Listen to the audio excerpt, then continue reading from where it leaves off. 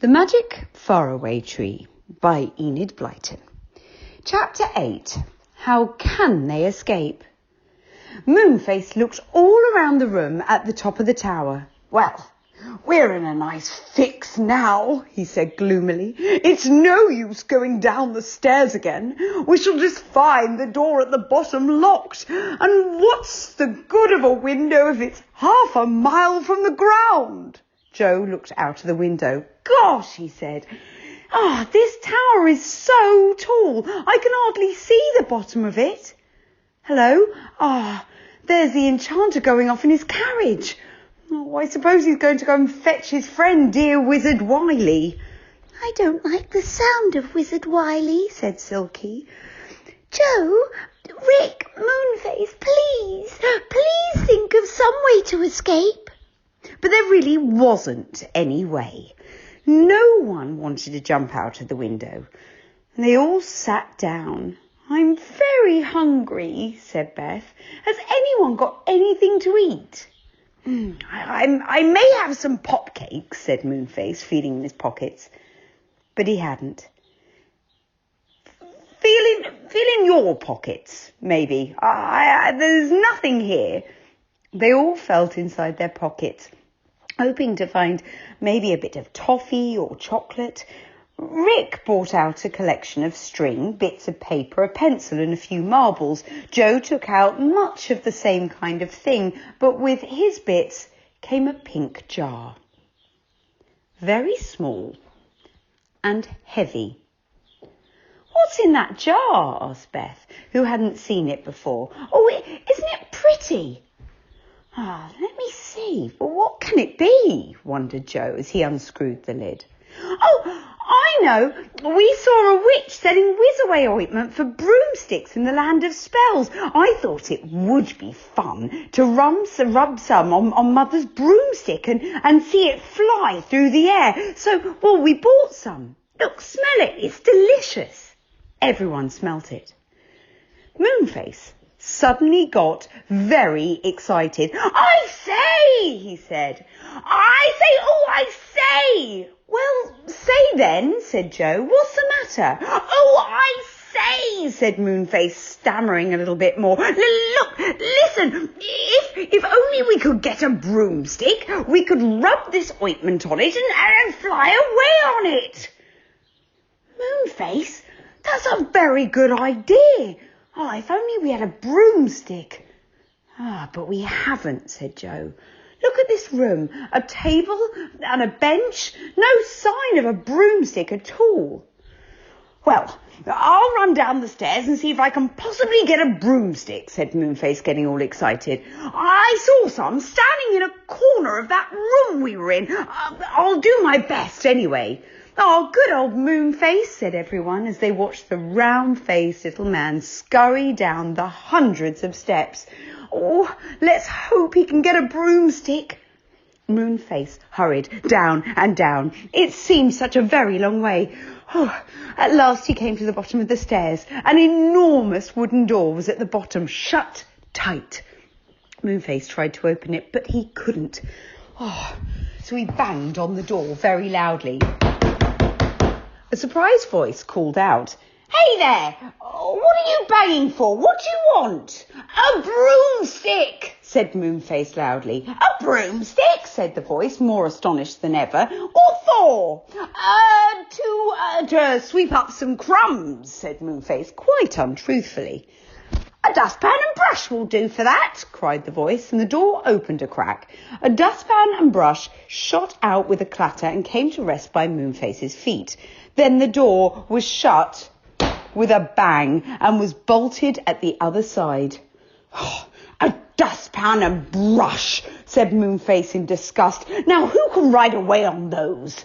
He banged on the door again. Now what's the matter? Yelled the voice angrily. These won't do, said Moonface. I want a broomstick. Well, go on wanting, said the voice. You won't get one. I suppose you think you'll fly away on one if I give it to you. I'm not quite so silly as that. What do you suppose the Enchanter would say to me if he came back and I'd given you one of his broomsticks to escape on? Moonface groaned. He knew it was no good asking again. He picked up the dustpan and brush and climbed the stairs slowly, suddenly feeling very tired. Everyone was waiting for him. "Did you get it, Moonface?" they cried. But when they saw Moonface's gloomy face and the dustpan and brush in his hand, they were very disappointed. They all sat down to think. Joe looked up. "Would it be any good to rub the Wizard ointment onto anything else?" he asked. "Would it make anything other than broomsticks fly away?" "Oh, I shouldn't think so," said Moonface. "But I suppose, we could try." "What is there to try on, though? We haven't a stick of any sort." "No, but there's a table over there and this bench," said Joe, getting excited. "Couldn't we try it on those? We could easily sit on them and fly off, if only the magic would work." "But it won't," said Silky. "I'm sure of that. It's only for broomsticks. Oh, go on then. Maybe try it, Joe." Joe took off the lid from the jar. He dabbed a finger into the pink ointment and rubbed some all over the wooden top of the bench. It was actually rather like the ones at school. "Now for the table," said Joe. He turned it upside down, thinking it would be more comfortable to sit on it that way. They could hold the legs as they went. He rubbed the ointment all over the underside of the table. As he was doing this, everyone heard the sound of horses' hooves clip-clopping outside. Silky ran to the window. "It's the Enchanter come back again! Oh no, he's got Wizard Wily with him," she cried. "Oh, Joe, be quick, they'll be up here in a minute." "Moonface, Silky, Saucepan, you sit on the bench," said Joe. "You girls and Rick and I will sit on the table. Hurry up!" Everyone scrambled to take their seats. Silky was trembling with excitement. She could hear the footsteps of the Enchanter and the Wizard coming up the stairs. "Now, hold tight," said Joe, "in case we really do go off. Everybody ready? Then whiz away home." And wow, the bench and table began to move. Yes, they really did. They moved slowly at first because they were not used to whizzing away. But as the children squealed and squeaked in surprise and delight, the table rose up suddenly to the window and tried to get out. It stuck. It couldn't get through. "Oh, table, do your best," cried Joe. "The Enchanter is nearly here." The table tipped itself a little and then just managed to squeeze through the opening. The children clung tightly to a leg, afraid of being tipped off, and then at last the table was through the window and sailing away upside down, its 4 legs in the air, carrying the excited children safely. It whizzed off over the land of spells. Joe looked back to see if the wooden bench was coming too. It had had to wait until the table was through the window. Just as it was about to jerk upwards to the window, the Enchanter and Wizard Wily had come rushing into the room. What would have happened if the old saucepan man hadn't suddenly thrown a kettle at them? Goodness knows. It was the kettle with Mr. Changeabout in it. The lid came off. Mr. Changeabout jumped out and turned himself almost into a giant. The Enchanter fell over him, and Mr. Changeabout, not seeing who it was, began to shake his fist, crying, "I'll teach you to put me in a kettle."